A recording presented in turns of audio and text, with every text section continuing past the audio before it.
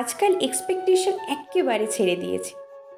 আমি কাউকে ভীষণ এফার্ট দিলে, আগ বাড়িয়ে একটু বেশি ভালোবাসলে সেই মানুষটাকেও যে সেসব ফিরিয়ে দিতে হবে, এই থিওরি আমি আর মানি না।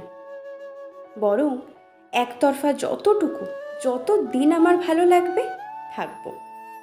হঠাৎ খুব আঘাত পেলে কিচ্ছুটি না বলে সোজা বেরিয়ে আসবো।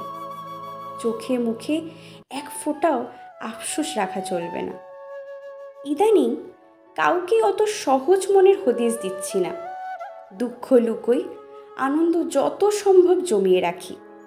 দেখেছি ভেতরে ভেতরে মারাত্মক চির ধরছে জেনেও কিছু মানুষ কোনো কিছু তোয়াক্কা না করে আমাকে সম্পূর্ণ চুরমার করে দিলেও তাদের বিন্দুমাত্র অনুভূতি হয় না।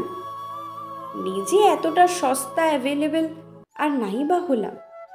জীবন অস্বাভাবিক রকমের আনসার্টেন, জানেন তো।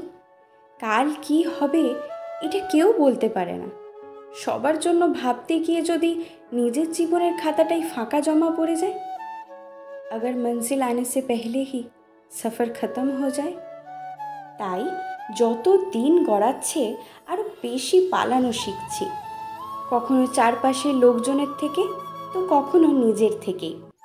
ইচ্ছের বিরুদ্ধে অযথা কাউকে আটকে রাখবো না। খুব খারাপ লাগলে কিংবা বুক ফেটে কান্না উঠলে তাতে দাঁত চেপে সহ্য করেই নেব। জানি সব দিন হয়তো সমান যাবে না, কিন্তু যে কোনো পরিস্থিতিতে আমাকে ভালো থাকতেই হবে, সির্ফ এইটুকু বলে জিতে যাওয়ার মজাই আলাদা।